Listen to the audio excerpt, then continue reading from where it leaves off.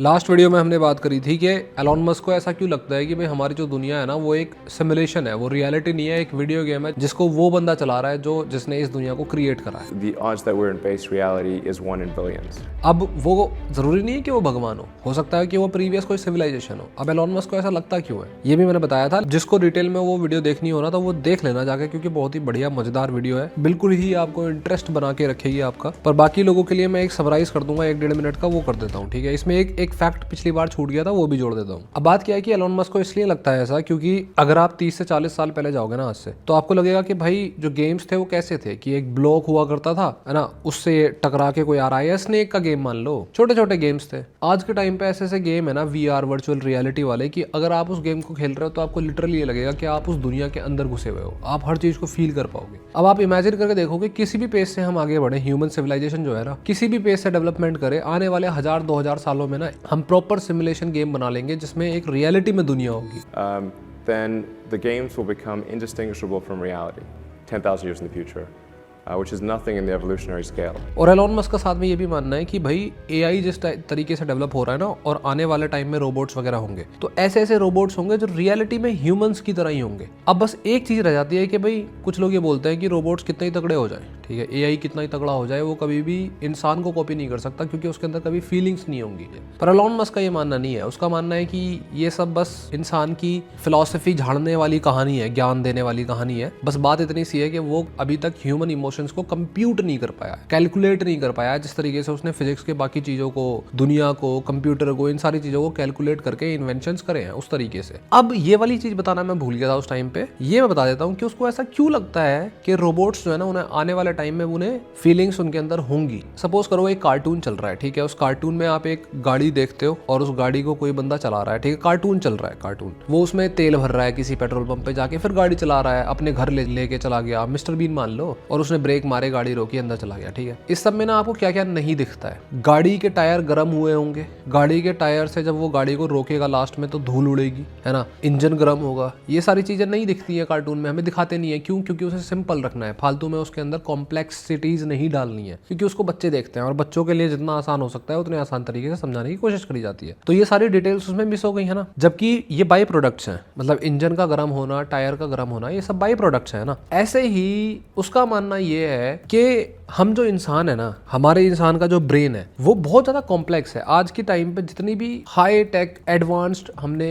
Machine बना ली हो या फिर हमने कंप्यूटर्स बना लिए हो, वो ह्यूमन माइंड को बीट नहीं कर सकते आज भी। बीट छोड़ो, वो उसका 1% या 0.1% भी नहीं कर पाए अभी तक। हमारे ब्रेन में 86 बिलियन न्यूरॉन्स होती हैं। जैसे मान लो न्यूरॉन्स है ना, वो चिप मान लो किसी कंप्यूटर की, है ना, दिमाग की चिप है। अब उन चिप को कनेक्ट करने के लिए जो वायरिंग है ना, जिसे सिनेप्सिस बोलते हैं, हम ज्यादा टेक्निकल सोचने की जरूरत नहीं है, सिनेप्सिस बोलते हैं उनको, ठीक है, जो उन चिप को कनेक्ट करती हैं बहुत सारे न्यूरॉन्स को हमारे दिमाग में, वो 100 ट्रिलियन से भी ऊपर है हमारे दिमाग के अंदर और हर इंसान के अंदर। अब ये भी इमेजिन करो साथ में कि हमारा दिमाग जो है वो चल कितने फ्यूल के साथ रहा है। एक आदमी दिन की मान लो 4 रोटियां भी खा रहा है ना, 8 रोटियां भी खा रहा है और सब्जी थोड़ी बहुत, उसका दिमाग भी ठीक चल रहा है। कितनी कम पावर की जरूरत है हमें, कितनी कम फ्यूल की जरूरत है। जबकि इतना तगड़ा ब्रेन जैसा कंप्यूटर चलाने के लिए ना आपको दुनिया भर की तो इलेक्ट्रिसिटी और दुनिया भर का पानी यूज करना पड़ जाएगा उसको ठंडा रखने के लिए सर। तो वो ये कहता है कि हमारे ब्रेन की जो कैपेसिटी है ना, इस कैपेसिटी पे जिस दिन हमने कंप्यूटर्स को या मशीन्स को ट्रेन कर दिया कि भाई वो इतने तगड़े लेवल पे रन कर रहे हैं जितने तगड़े लेवल पे हमारा ब्रेन रन कर रहा है, तो ऑटोमेटिकली फीलिंग्स जनरेट हो जाएंगी उस मशीन के अंदर। मतलब जैसे टायर है ना गाड़ी का और वो हीट कर जाएगा, 1000 साल पहले वाले लोगों से पूछोगे कि भाई हीट जो प्रोड्यूस होती है क्या ये एनर्जी है, तो उनको पता कुछ नहीं था, बस उन्हें ये पता था गरम गरम लगता है। ये थोड़ी पता था कि हीट भी एनर्जी है अपने आप में, वो बाय प्रोडक्ट है। ऐसे ही इमोशंस भी बाय प्रोडक्ट है हमारे ब्रेन की कंप्यूटेशन पावर को लेके। जब इतना ज्यादा कंप्यूटेशन कोई शुरू कर देगा ना करना, तो ऑटोमेटिकली उसके अंदर फीलिंग्स आ जाएंगी। ये बात इस बात से भी कनेक्टेड है कि इंसान है ना वो सबसे तगड़ा है ब्रेन की पावर्स को यूज करने के लिए, लेकिन जो जानवर वगैरह होते हैं उनका ब्रेन छोटा होता है, इसीलिए वो फीलिंग्स तो उनके अंदर होती हैं, प्यार, सर्वाइवल, ये सारी फीलिंग्स, लेकिन उसकी जो कॉम्प्लेक्स फीलिंग्स है जैसे एंग्जाइटी, नर्वसनेस और जो कॉम्प्लेक्स फीलिंग्स में आती हैं वो ह्यूमन ही फेस करता है। बस उसको जानवर इतना फेस नहीं करता, उसको फर्क नहीं पड़ता कि भाई मैं अब यहाँ से भागूंगा तो मतलब मैं नर्वस ना हो जाऊं। तो एलॉन मस्क का कहना ये है, सिर्फ एलॉन मस्क का नहीं है वैसे, ये और भी बहुत लोगों का कहना है। मान लो कि अगर हमने एक सिमुलेशन क्रिएट कर दिया, एक वर्ल्ड ऐसा क्रिएट कर दिया जिसमें रोबोट्स जो होंगे वो ह्यूमन फीलिंग्स के साथ होंगे और उनको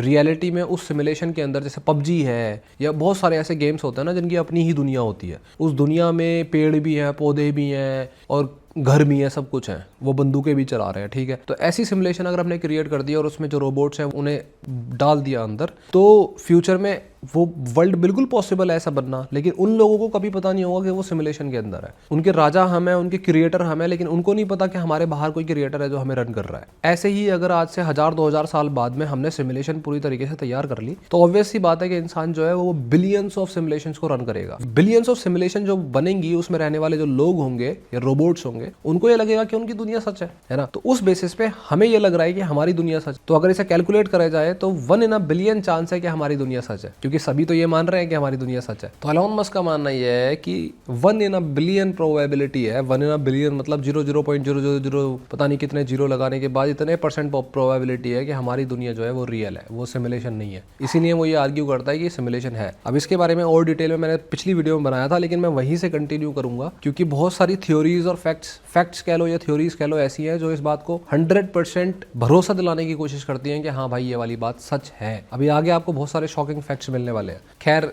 शॉक करने का काम थोड़ा मेरा है, आपके फेस को ऐसा शॉकिंग बनाने का, पर आपके फेस को स्माइल कराने का काम है टूथसी का। हम ना मतलब हमारी जो स्माइल होती है उसको काफी बार बहुत लाइटली ले लेते हैं, लेकिन हमारे जो दांतों का छोटा सा भी गैप हो ना, या फिर टेढ़े मेढ़े दांत हो, तो वहां बात सिर्फ लुक्स की नहीं होती, मतलब लुक्स की भी होती है, साथ में हमारा जो कॉन्फिडेंस होता है या हमारी डेंटल हेल्थ, ये दोनों चीजों पे ही इफेक्ट डालता है। जैसे टेढ़े मेढ़े दांत हो, मिसअलाइंड दांत हो, तो उसमें खाना बड़ा इजिली फंस जाता है, वहां सफाई करना बड़ा मुश्किल हो जाता है, फिर धीरे धीरे प्रॉब्लम्स आनी शुरू होती है, जैसे गम प्रॉब्लम्स, जॉ पेन और बहुत सारे दांतों के आसपास वियर एंड टियर। पर अच्छी न्यूज ये है कि आज के टाइम पे इन सब प्रॉब्लम्स का एक स्मार्ट और मॉडर्न सॉल्यूशन है, वो है टूथसी का इनविजिबल टीथ अलाइनर्स। ये टेढ़े मेढ़े दांतों को सीधा और उनके बीच के गैप्स को बंद करते हैं सिर्फ 6 से 12 महीनों के अंदर। और सबसे अमेजिंग बात है कि ये पुराने मेटल ब्रेसेस की तरह नहीं दिखते, ये कंप्लीटली इनविजिबल होता है, जिससे किसी को पता भी नहीं चलता कि आपने दांतों में कुछ पहना भी है। और इसका रिमूवल भी बड़ा आसान है, मतलब कोई फूड रेस्ट्रिक्शंस नहीं रहती, और जो ओरल हाइजीन है ना उसको मेंटेन करना बड़ा आसान हो जाता है। और सेफ्टी की बात करें तो टूथसी के जो अलाइनर्स हैं वो US FDA क्लियर्ड है, और आपका जो ट्रीटमेंट है वो भी एक क्वालिफाइड ऑर्थोडोंटिस्ट द्वारा डिजाइन करा जाता है। प्रोसेस भी बड़ा सुपर सिंपल है, बस टूथसी की वेबसाइट पे जाके आपको अपना 3D स्कैन बुक करना है, और आप ये घर बैठ के भी कर सकते हो, या फिर टूथसी के 40 से ज्यादा सेंटर्स हैं जहां जाके आप करवा सकते हो। फिर उनके एक्सपर्ट्स आपके लिए एक पर्सनलाइज्ड स्माइल प्लान बनाते हैं। जैसे ही आप प्लान को अप्रूव करते हो, आपके कस्टमाइज्ड अलाइनर्स डायरेक्टली घर डिलीवर कर दिए जाते हैं। और हाँ, EMI के जो ऑप्शन हैं वो सिर्फ 1499 पर मंथ से स्टार्ट हो जाते हैं। ऑलरेडी 3 लाख से ज्यादा स्माइल्स ऐसी हैं जो टूथसी के साथ ट्रांसफॉर्म हो चुकी हैं, और अब बारी आपकी है। तो आप भी अगर अपने मिसअलाइंड दांत और दांतों के बीच के गैप को इग्नोर करते हुए आ रहे हो,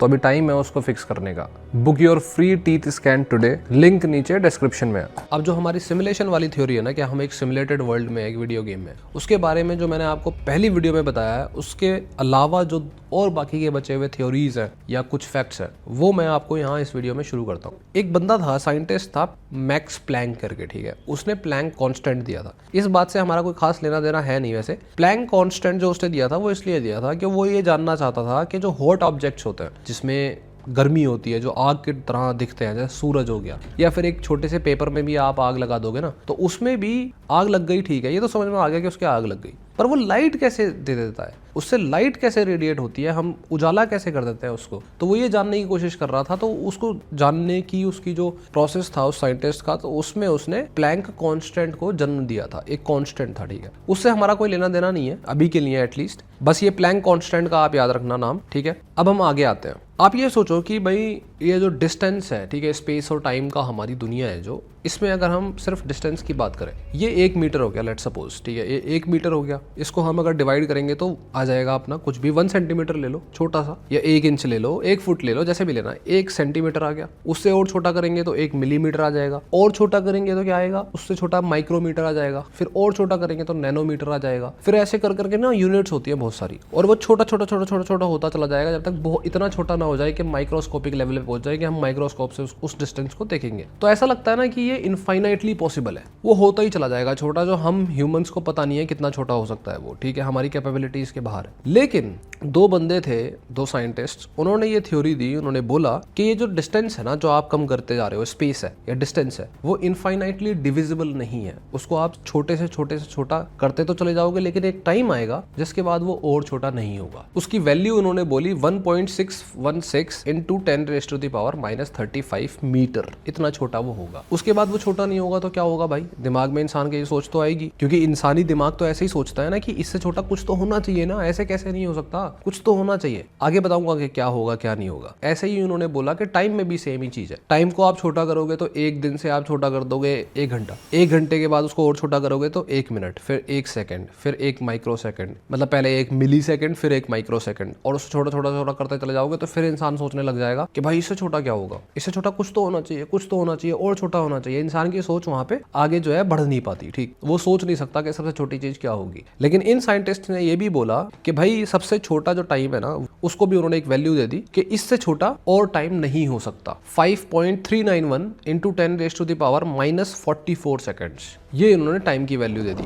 अब ये जो डिस्टेंस है ना जो ऊपर आई थी अपनी, और जो टाइम है, ऊपर वाले को बोला ये प्लैंक डिस्टेंस है, नीचे वाले को बोला कि ये प्लैंक टाइम है। इसके बाहर आप नहीं जा सकते, इससे और छोटा आप नहीं कर सकते हो। इनफाइनाइटली टाइम और डिस्टेंस डिविजिबल नहीं है। अब इन्होंने इन कांस्टेंट को प्लैंक का नाम क्यों दिया, ये बहुत ही इंटरेस्टिंग है। इसमें प्लैंक, न्यूटन और आइंस्टाइन, इनकी जितनी भी डिस्कवरीज है ना, इसको मिला के उन्होंने एक रीजन दिया था कि क्यों ऐसा है। ये मैं आपको किसी और वीडियो में बना दूंगा, आप कमेंट बॉक्स में आके बताना कि आपको इस वीडियो के बाद अगर ये इंटरेस्टिंग लगे ना, तो ये टॉपिक जब बनाऊंगा तो आपको बहुत ही इंटरेस्टिंग लगेगा। अभी हालांकि आपको लग रहा होगा कि प्लैंक वाली क्या कहानी बता रहे हो भाई, पर ये बहुत करेक्ट होने वाली है, बस सुनते रहो। ठीक है, अब बस आपको 2 चीजें याद रखनी है, सबसे छोटा टाइम है और एक सबसे छोटा डिस्टेंस है, जिसको हम प्लैंक डिस्टेंस और प्लैंक टाइम बोलते हैं। उससे छोटा कुछ नहीं हो सकता। अब हम थोड़ा आगे बढ़ जाते हैं, इन दोनों चीजों को याद रखना। अब मैं आपसे एक सवाल पूछता हूँ कि जब आप अपनी स्क्रीन पे स्क्रॉल करते हो या पबजी जैसा कोई गेम खेलते हो, तो आपको ऐसा लगता है ना कि स्क्रीन कितनी स्मूथ है, लेकिन आपकी जो स्क्रीन होती है ना वो स्मूथ नहीं होती। अगर आप उसको छोटे से छोटा करके देखोगे ना कभी, या माइक्रोस्कोप के सामने रख के देखोगे, तो आपको पता चलेगा कि वो स्क्रीन बिल्कुल स्मूथ नहीं है। वो छोटे छोटे स्क्वायर के बॉक्सेस हैं, बहुत छोटे छोटे स्क्वायर के बॉक्सेस। आजकल के फोन तो इतने एडवांस हो चुके हैं कि उसको देखना माइक्रोस्कोप से ही पॉसिबल है, वरना पुराने जो फोन आते थे ना, और अगर आप फोटो को खोल के देखोगे जूम करके, तो आपको दिखेगा कि वो स्क्वायर के बॉक्सेस में है वो फोटो। आज के फोन इतने एडवांस हैं कि आपके फोन्स में मिलियंस ऑफ वो छोटे छोटे स्क्वायर्स होते हैं। ठीक है, उन्हीं को हम पिक्सल्स बोल देते हैं। जो आप बात करते हो ना 1080 पिक्सल्स, 2K वीडियो,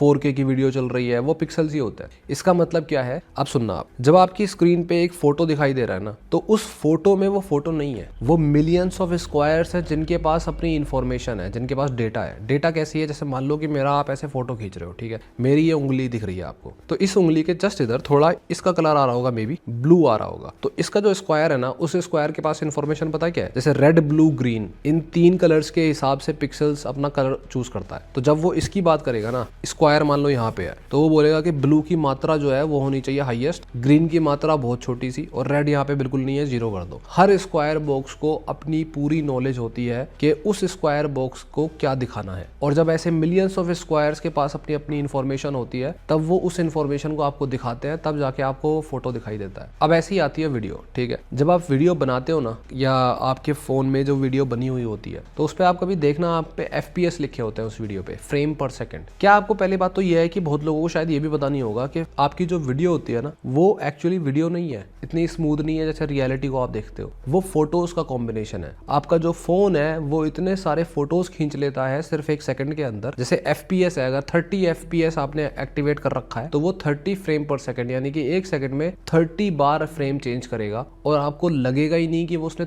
30 बार फोटोज को चेंज करा है। आपको लगेगा कि वो तो स्मूथ वीडियो है। और अगर आपके फोन ने 60 FPS पे वो वीडियो बना रहा है ना, जो आपको ज्यादा स्मूथ लगती है, वो ऐसा होता है कि वो 60 फ्रेम पर सेकंड, यानी कि वो 1 सेकंड में 60 फोटोज खींच के और उसको वीडियो बना के दिखा रहा है आपको। इसीलिए आपको लगता है कि कितनी स्मूथ वीडियो है। स्मूथ नहीं, वो आपकी आंखों में ट्रैक ना हो जाए, इतनी तेजी से फोटोज को चेंज कर रहे हैं। इसीलिए 24 FPS से नीचे आजकल फोन्स में वीडियो रिकॉर्डिंग नहीं होती है। 24 FPS, ये जो साइंटिस्ट थे या इन्वेंशन करने वाले थे, उनको ये पता चल गया था कि ये स्वीट स्पॉट है। अगर 20 FPS से नीचे आप करोगे ना, 18 FPS, तो आपकी जो आंखें हैं वो उन फोटोज को देख लेंगी और उनको समझ में आ जाएगा कि ये यार ये वीडियो स्मूथ नहीं है। हालांकि ये कई बार होता भी है। पुराने फोनों में जब वीडियो अटक अटक के चलती थी ना, वो एक्चुअली फोटोज जो है वो उतनी तेजी से चेंज नहीं हो पा रहे, इसीलिए आपकी आंखों को ये लगता था कि भाई ये वीडियो जो है वो टूटी हुई है, ये स्मूथ नहीं है। दरअसल सच्चाई ये थी कि वो फोटोज को इतनी स्मूथली चेंज नहीं कर पा रहा है, इसीलिए आपको फोटोज दिखाई दिखाई दे रहे हैं और आप वीडियो देखना चाहते हो। पर मैं ये सारी चीजें आपको बता क्यों रहा हूँ, देखो ये जो पिक्सल्स है ना, मिलियंस ऑफ स्क्वायर्स हैं जो आपकी स्क्रीन पे, ये इन पिक्सल्स से छोटा कुछ नहीं होता। मतलब आपकी स्क्रीन पे जो PUBG का गेम चल रहा है, अगर उसमें रियलिटी में कोई रोबोट होता ना जिसपे ह्यूमन फीलिंग्स होती है, ह्यूमन की तरह कोई अंदर होता, तो वो इंसान जो है वो उन पिक्सल्स के जो मिलियंस ऑफ स्क्वायर आपकी स्क्रीन में है उसके अंदर की ही दुनिया को समझता है। वो और हम जो रियल दुनिया में है उसमें और हम में सिर्फ इतना डिफरेंस है कि वो उस पिक्सल की दीवार के पीछे खड़ा है और हम उस पिक्सल की दीवार के इधर खड़े हैं। हमने उस पिक्सल की दीवार को बनाया है, इसलिए जो अंदर है वो बाहर नहीं देख सकता, उसको इनफैक्ट पता ही नहीं है कि उसके बाहर होता क्या है। और वो पिक्सल जो है वो उसके लिए उसकी स्मॉलेस्ट यूनिट है, उससे छोटा क्या होता है वो नहीं बता सकता, क्योंकि बनाने वाले तो हम है ना। तो बात ये आती है कि इन पिक्सल्स का क्या लेना देना, इसका लेना देना है। बात यह है कि वो जो दो साइंटिस्ट थे, व्हीलर और बेकेनस्टाइन, उन दोनों ने जो प्लैंक डिस्टेंस और प्लैंक टाइम बताया था ना, जिसके बाद और डिवाइड नहीं हो सकता, उनका कहना यह था कि वो हमारी दुनिया के पिक्सल्स है। उससे छोटा क्या है, कुछ नहीं है, वो हमारे लिए हमारी दुनिया के पिक्सल्स है, प्लैंक डिस्टेंस और प्लैंक टाइम, और उसी के अंदर हमारी दुनिया चलती है। बात ये देखो ये भी है, क्या इस थ्योरी को हम फैक्ट बोल सकते हैं? नहीं बोल सकते। पर क्या हम इसको फॉल्स बोल सकते हैं? नहीं बोल सकते। उसका रीजन ये है क्योंकि ये जो थ्योरी है इसको प्रूव करना ना करना ये सवाल ही नहीं उठता, क्योंकि हम उतने छोटे यूनिट्स को समझ ही नहीं पाते। जो प्लैंक डिस्टेंस और प्लैंक टाइम है ना, जो बहुत ज्यादा छोटे हैं, उस लेवल तक हम पहुंच ही नहीं सकते ह्यूमंस, क्योंकि वो ऊपर वाले क्रिएटर ने या जो जिसने भी दुनिया क्रिएट करी है उसने हमें लिमिट सेट कर रखी है, हम वहां तक पहुंच ही नहीं पाते। तो किसी भी थ्योरी को वेरीफाई करना, उसको ना वेरीफाई करना तो तब पॉसिबल है जब हम वहां तक पहुंच पाए। खैर, उसको सपोर्ट करने वाली चीजें बहुत है। जैसे एक और चीज बोली जाती है जो बहुत ही ज्यादा इंटरेस्टिंग है। आप सुनो सिंपल से, जैसे आपकी फोन के अंदर जो भी गेम चल रहा है, ठीक है, उसकी अपनी दुनिया है, ठीक, और वो दुनिया हमारी दुनिया से सिर्फ उस स्क्रीन के पीछे ही तो है। और वो स्क्रीन क्या है? वो पिक्सल्स की वो दीवार है, वो ग्रिड है, छोटे छोटे छोटे छोटे पिक्सल्स की, है ना। अब वो जो पिक्सल्स हैं वो हम सिंपल वे में उन्हें स्क्वायर्स मान लेते हैं, ठीक है। अब अगर सपोज करें कि हमारी जो दुनिया है, ठीक है, वो 3D दुनिया है। हमारे फोन में तो 2D चलता है सब कुछ, तो ये 3D दुनिया है। अब अगर 3D दुनिया को बनाने के लिए इमेजिन कर लेते हैं कि हमारी दुनिया भी सिमुलेटेड है, उसके भी अपने पिक्सल्स हैं, ठीक है, पर वो पिक्सल्स 3D में होंगे क्योंकि हम 3D में रहते हैं, ठीक। तो अगर आप खुद क्रिएटर हो, सपोज करो, मैं आपको एक सिंपल सा क्वेश्चन देता हूं कि आपको एक मैं रूम दे देता हूं, एक कमरा, उस कमरे में कुछ नहीं है, कुछ नहीं मतलब कुछ नहीं, वैक्यूम स्पेस है वो सिंपल, उसमें आपको दुनिया बसानी है, ठीक है, अर्थ जैसी दुनिया बसानी है। तो आप क्या करोगे? आप उसमें हवा भरोगे, आप उसमें ग्रेविटी लेके आओगे, टाइम वगैरह लेके आओगे, है ना। लेकिन उस पूरी रूम को भरने के लिए पहले आपको ऐसे शेप के पिक्सल्स चाहिए होंगे। अगर आप ऐसे क्रिएटर हो जो एक दुनिया बना रहे हो, जो पिक्सल्स उस पूरे रूम को भर तो सके पहले, है ना। छोटे छोटे पिक्सल्स आप बनाओगे कि भाई उसमें डिटेल्स भरने के लिए हमें छोटे छोटे पिक्सल्स भरने पड़ेंगे। तो छोटे छोटे पिक्सल्स जो है वो क्यूब के फॉर्म में होंगे 3D में, क्योंकि अगर किसी और फॉर्म में डाल दो, आप मान लो एक स्फीयर की फॉर्म में डाल दो या टेट्राहेड्रन या ऐसा कुछ डाल दो, ठीक है, तो वो ना फिट नहीं हो पाएगा। जैसे अगर आपने स्फीयर डाल दिया, एक स्फीयर फिर एक स्फीयर फिर एक स्फीयर, तो जगह बच जाएगी ना कहीं ना कहीं। कोई भी शेप ऐसा नहीं है जो जगह नहीं छोड़ेगा, और अगर जगह बच गई तो फिर तो वो रियलिटी एग्जिस्ट नहीं कर सकती ना, क्योंकि हमारी दुनिया में अगर मान लो स्फीयर के थ्रू हमने पिक्सल्स को क्रिएट करा हुआ है, तो छोटी सी भी जगह बच गई तो उस जगह में आप कुछ नहीं भर पाओगे, ना हवा ना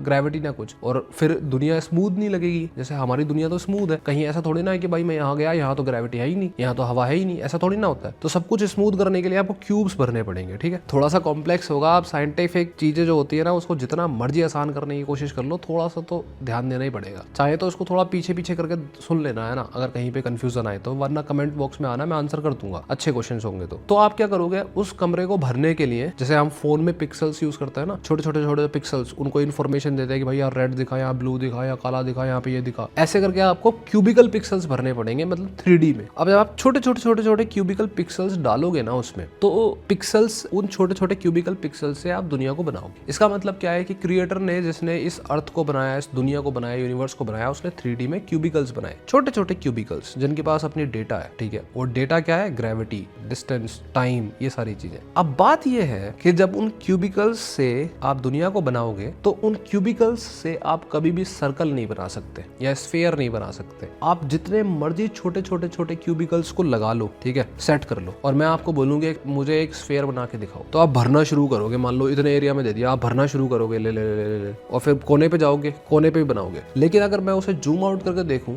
तो कभी भी जो क्यूब्स का मिक्सचर है ना, वो एंड पे, ठीक है, ये स्फीयर है, तो वो एंड पे तो थोड़ा थोड़ा एजेस से निकला ही रहेगा ना, बिल्कुल स्मूथ तो नहीं हो सकता, क्योंकि वो क्यूब है भाई, वो ऐसे कर्व नहीं है। और बात ये है कि कि हमारी दुनिया, अभी तो हम एजम्पशन लेके चल रहे थे कि किसी क्रिएटर ने हमें बनाया है, ठीक है, सिमुलेटेड दुनिया को, और वो क्रिएटर जो है वो जरूरी नहीं है भगवान है, वो कोई प्रीवियस सिविलाइजेशन भी हो सकती है। तो बात ये है कि अगर क्यूबिकल से आप हमारी दुनिया को बनाओगे तो कभी भी परफेक्ट सर्कल और परफेक्ट वो नहीं बन पाएगा स्फेयर, कोई भी ऐसी सर्कुलर या कर्व वाली चीज नहीं बन पाएगी। और सच्चाई क्या है पता है हमारी दुनिया की, हम स्क्वायर का, क्यूब का, इनका एरिया, वॉल्यूम सब कैलकुलेट कर सकते हैं एग्जैक्ट। अगर कोई स्क्वायर है 2 सेंटीमीटर उसकी एक पर्टिकुलर मेजरमेंट है तो उसका हमें पता है एरिया कितना होता है, 4, 2 × 2 4। क्यूब है तो LBH मतलब 2 × 2 × 2, ये उसका वॉल्यूम हो गया, 2 दूनी 4 दूनी 8। एरिया ऑफ स्फेयर क्या होता है, या एरिया ऑफ सर्कल क्या होता है, पाई आर स्क्वायर तो ठीक है कि अगर रेडियस 2 है तो बता दिया। पाई क्या है, सच्चाई ये है कि पाई जो है वो हमें पता ही नहीं है क्या है। मतलब हमें पता है कि 3.14 और ऐसा करके बहुत कुछ है, लेकिन हमें उसकी एग्जैक्ट वैल्यू नहीं पता, तभी तो हम उसे कैलकुलेट करते चले जाते हैं। आज तक भी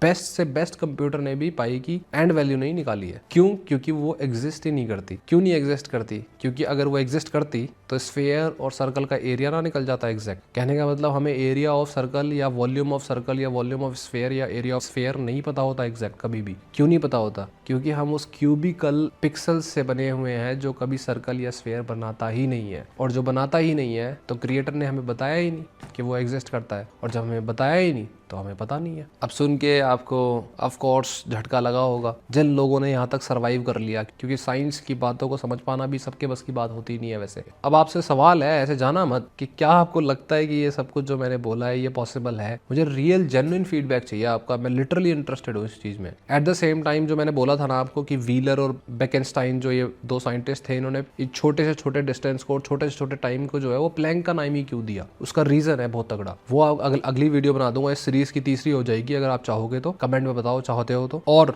जाने से पहले टूथसी की वेबसाइट चेक करना मत भूलना फॉर इनविजिबल टीथ अलाइनर्स। ये मेटल ब्रेसेस की तरह ही आपके टेढ़े मेढ़े दांत को अच्छी तरीके से अलाइन करते हैं ताकि आपकी स्माइल प्यारी लगे, लेकिन ये दिखते नहीं है। अपना फ्री स्कैन बुक करने के लिए डिस्क्रिप्शन में लिंक दिया है, उसको जाके वहां पे रजिस्टर करना, बुक करना, और अपनी स्माइल को बेहतर करना मत भूलना।